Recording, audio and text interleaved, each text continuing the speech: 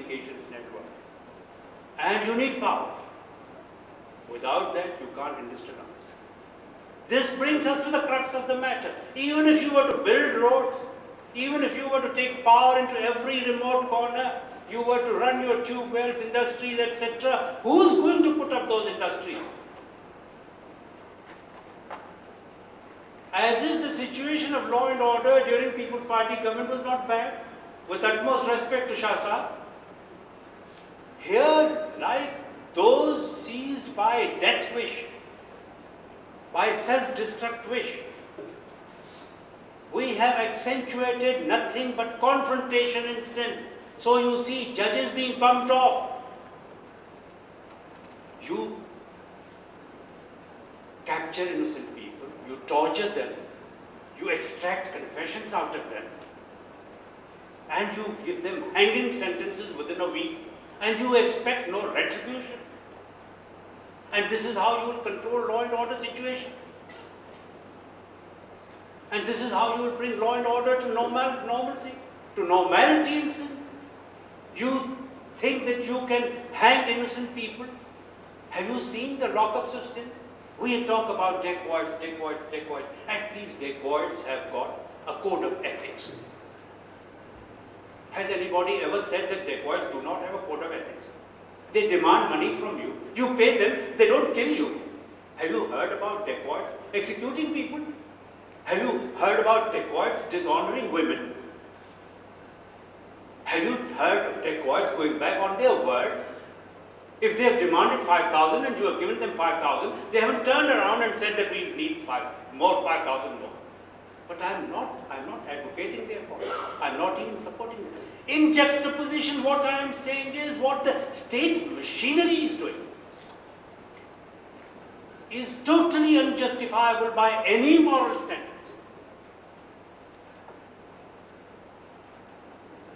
And yet you say that you will bring law and order back to normalcy. We created great industrial estates. Karachi to start, Kotli, Hyderabad, the site areas, Sindh Industrial Trading Estates, Sakkar, then Nuriabad. What happened to Nuriabad? And who's responsible for deterioration in the law and order situation? All of you must have heard and read in Justice Dora Patel's case. He will talk a great deal about human rights. He's the chairman of Pakistan Human Rights Commission. In his book, which he gave to me very kindly today, I saw the case of the Tiwana girl, Rahila Tiwana. Judge Sahib, 3 days ago, the person who raped her, the police inspector, he was executed by the people. I won't call killed. I think he was executed. Corner, you were to run your tube wells, industries, etc. Who's going to put up those industries? As if the situation of law and order during People's Party government was not bad, with utmost respect to Shah Sahib. Here, like those seized by death wish, by self-destruct wish, we have accentuated nothing but confrontation and sin. So you see judges being bumped off. You capture innocent people, you torture them, you extract confessions out of them, and you give them hanging sentences within a week, and you expect no retribution. And this is how you will control law and order situation. And this is how you will bring law and order to normalcy, to normality in sin. You think that you can hang innocent people? Have you seen the lockups of sin? We talk about dacoits. At least dacoits have got a code of ethics. Has anybody ever said that dacoits do not have a code of ethics? They demand money from you. You pay them, they don't kill you. Have you heard about dacoits executing people? Have you heard about dacoits dishonoring women? Have you heard of dacoits going back on their word? If they have demanded 5,000 and you have given them 5,000, they haven't turned around and said that we need 5,000 more. But I'm not advocating their cause. I'm not even supporting them. In juxtaposition, what I am saying is what the state machinery is doing is totally unjustifiable by any moral standards. And yet you say that you will bring law and order back to normalcy. We created great industrial estates. Karachi to start with, Kotli, Hyderabad, the site areas, Sindh Industrial Trading Estates, Sakkar, then Nuriabad. What happened to Nuriabad? And who's responsible for deterioration in the law and order situation? All of you must have heard and read in Justice Dora Patel's case. He will talk a great deal about human rights. He's the chairman of Pakistan Human Rights Commission. In his book, which he gave to me very kindly today, I saw the case of the Tiwana girl, Rahila Tiwana. Judge Saab, 3 days ago, the person who raped her, the police inspector, he was executed by the people. I won't call killed. I think he was executed.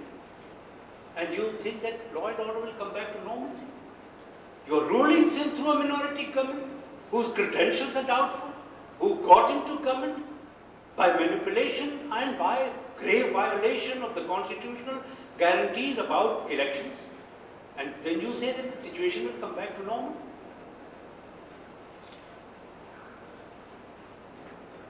Let us proceed further.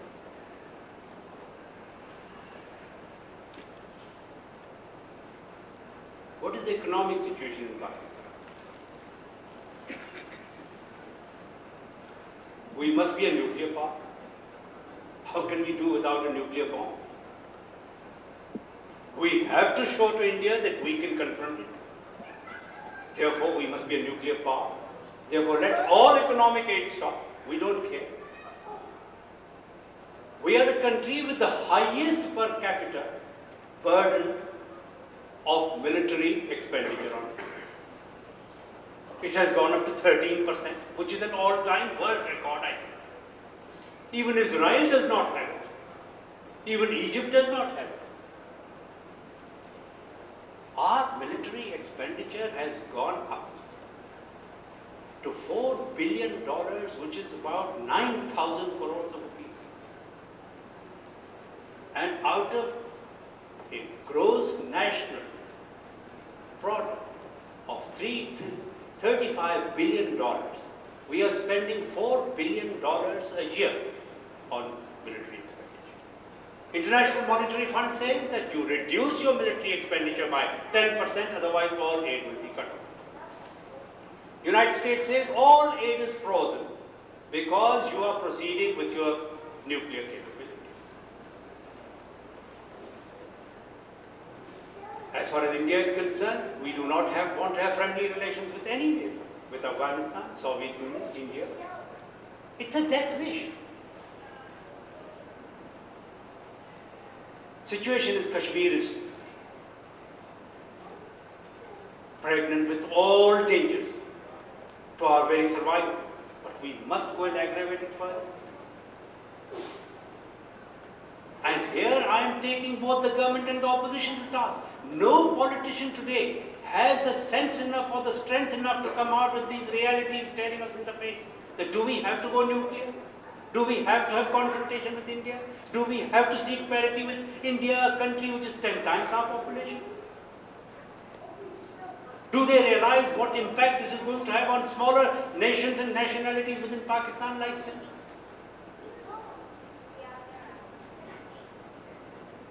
And have we forgotten what happened on the 4th of August last year and in January this year? The Gulf War, the war of the Western might, the Western powers against Iraq. Have we sat and analyzed what are the consequences of that? So much has happened since we met last. Iraq was vanquished. I'm not holding brief for Iraq, neither am I condemning the United States and its allies. But it has brought about a unipolar world, which we cannot ignore. One of the superpowers has disappeared. What is going to be the impact on Afghanistan and Pakistan relationship? What is going to be the impact of disintegration of the Soviet Empire, the Union? It's not going to be easy. What we are pointing out is that today, international developments, internal developments in Pakistan, in the field of politics, in the field of economy, in the social sector, in the law and order sector, in the constitutional sector, there are crises after crises, crises after crises, and you want to resolve the problem by confrontation internally, by eliminating the opposition. Is this how we are going to solve the problem? Most unrealistic and see of a collapse in a disaster. People think that everything, its doomsday has come. In this situation, how long do you think that the present government can last? How long do you think that the provincial government can continue to of a collapse in a disaster? People think that everything, its doomsday has come. In this situation, how long do you think that the present government can last? How long do you think that the provincial government can continue to persecute against the will of the people? And what has happened? Virtually, the Sindh government has surrendered everything. Resources, power, politics, program, law and order, unto a terrorist group, urban-based terrorist group.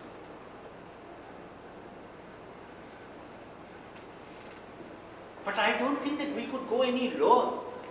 Why I'm not despairing as much as I despaired last year is I don't think we can go any lower. I was earlier on talking to Shah Sahib, we were standing during holding a cup of tea and talking about the developments in Russia. I said, what is going to be the impact?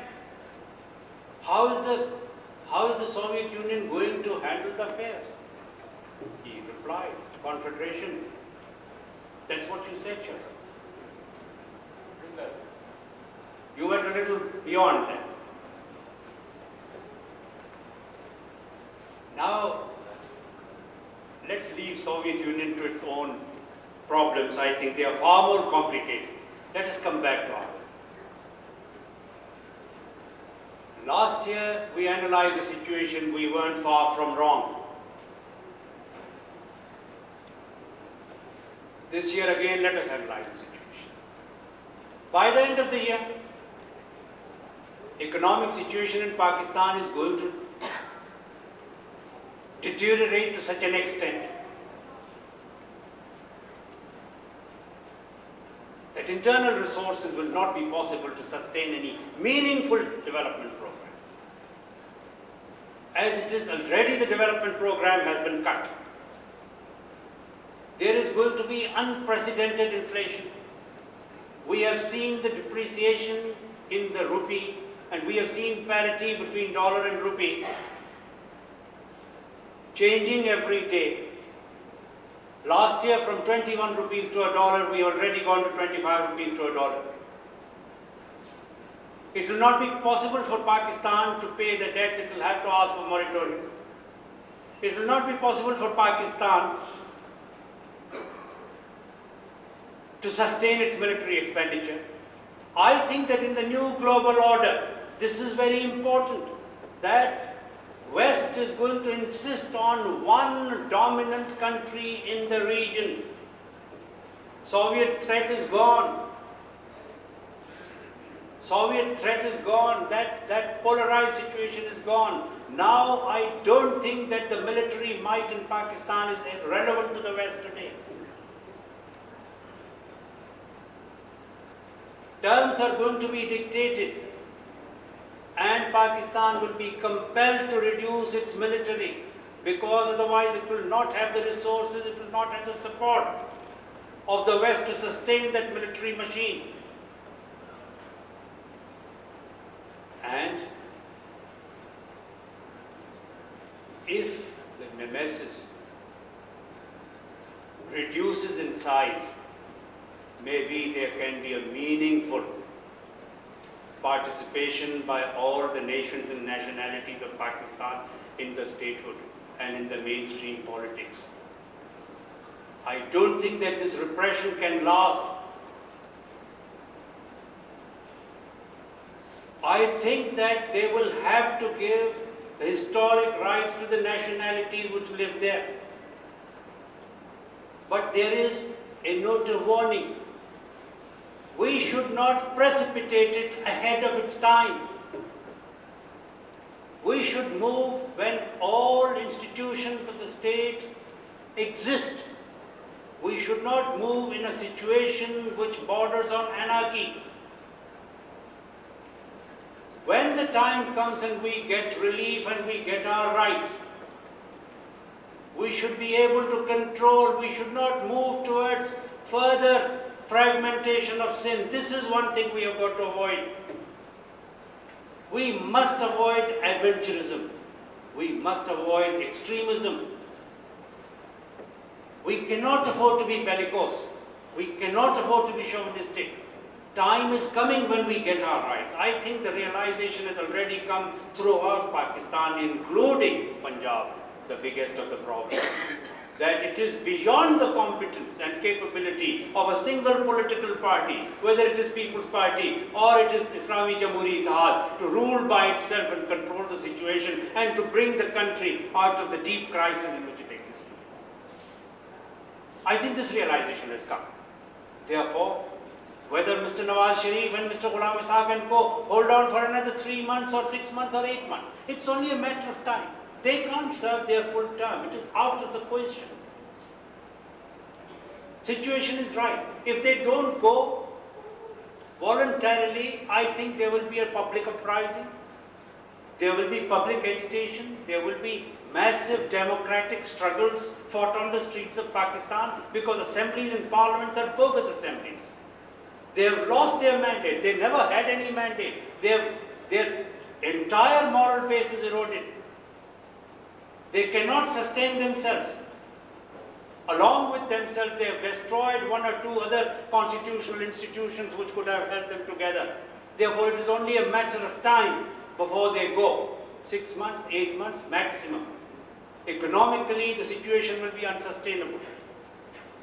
Militarily, the situation will be unsustainable. If we try to provoke further confrontation, there might be war with India. If we try to decelerate the pace of normalization, there might be confrontation in Afghanistan. And as I said, time is coming when our military might will become redundant. So we must prepare ourselves. This is our task today. What the main theme of the speech. Time is coming when decentralization will have to take place. You will be offered your national rights for which we have been talking for such a long time. And all parties government is going to be formed in Pakistan. That is not going to be just a constitutional transition that within 3 months you hold fresh elections. Fresh elections in a setup like this is a meaningless thing. First you have to bring about this multiple reform in Pakistan before you can proceed towards meaningful elections. Therefore, I see not the possibility, probability, in all probability, all parties getting together to have a long transition of 1 year or 2 years, during which they would try to sit together. And our wisdom, the test for our wisdom, is that we do not precipitate too hasty a change, because the threat to Sindh is the greatest in all the four, in comparison to the other provinces. What has happened today is the north-south divide, which has brought about a greater realization. With the 1990 elections, the rigged elections, the questionable elections, the immoral elections, I would call them, the north-south divide became apparent. The ruling clique in the frontier province sided with the might of Punjab to oust the south, which is Balochistan and Sindh. Balochistan was reduced to a pathetic situation that politically it has ceased to be of any consequence, and unless these changes come, Balochistan will remain immaterial for the next 5, 6, 7 years. There is no single cohesive political force in Balochistan. It has been split up, fragmented into small little groups here and there, such as Nawab having 1 or 2 seats, such as Sardar having 1 or 2 seats. Politics in Balochistan has lost all meaning, and thanks to the north-south divide. In this north-south divide, the Mohajir element, the MQM element, has thrown its lot with the north against south. And in a way, we are grateful for this, because this brought about total isolation of Sindh, seeing helpless situation of Balochistan, and this is what has acted as a catalyst to bring all political forces in Sindh on one platform, and it is only a matter of a few months before all political forces who believe in democracy and democratic struggle will come on one platform, and this long outstanding grievance against the politicians, I think it is coming to an end. We have seen the silver lining, and irrespective of extremist views or programs that people might have, we have seen this tendency, the realization for the reality. Now, to a lot of us, it might seem contradiction. Situation is so desperate. North-south divide he's talking about. MQM has thrown its lot with the north. South is isolated. Sindh is divided. Sindh is reduced to only rural Sindh. Even urban Sindh is de facto separated from rural Sindh. If this were to happen in isolation from international politics and developments, I think we would be doomed. I think that I would say that we had no hope. But coming at a time when the entire region is in a melting pot,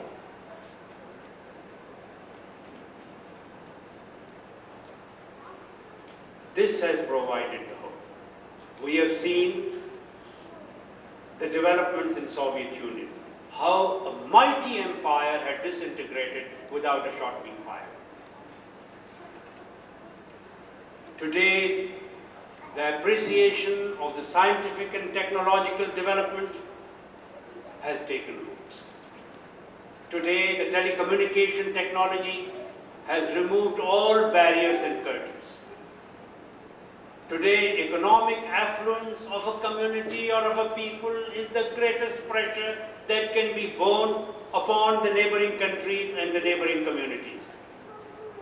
Today, you cannot silence your people by guns. Today, you cannot twist their arms. Today, you know that if a mighty union like the Soviet Union can go away, and today the latest position is that 10 out of the 15 republics have already declared independence. However, we have got reservations about what is going to happen in Soviet Union. What is going to be the role of Russia? Is it going to be Tsarist Russia once again? Is Yeltsin going to emerge as the new Tsar of Russia? Is he going to over-centralize power? Is he going to make peace with the West and allow the Baltics to retain their independence? And is he going to pounce upon the Muslim republics in the south, where the arsenal of nuclear power is, where the resources of energy are? Is he going to let go of Baku in Azerbaijan? Is he going to let go of Dushanbe? Is he going to let go of Kazakhstan? These are the developments we have to watch with extreme care. What I say is that Sindh must avoid adventurism. We cannot afford adventurism. Today, after a long, long time, it appears that we are probably on the verge of getting something. And we might be able to get something. Because you cannot go any lower, you have to come back. and adventurism, extremism. And as one of my friends said, forget about any outside country coming to your rescue. We have seen that. No, we have to look inwards. We have to look inwards. And this I say, my friends, today, that we will have to look at things in the framework of one statehood. If you start to look in that direction, you are bound to get a response far greater than you would ever imagine. And joining in the discussion with Dr. Feroz, I say that we have got to be realistic. Last year I had said something which had invoked a lot of criticism. I think that when I talked about decentralization of the system in Pakistan to give a real sense of participation and security to the urban population, there were a lot of eyebrows raised. Somebody had said that Mayor of Karachi, Dr. Farooq Sattar, may be able to declare independence if you give him power. All right, we have to take that risk.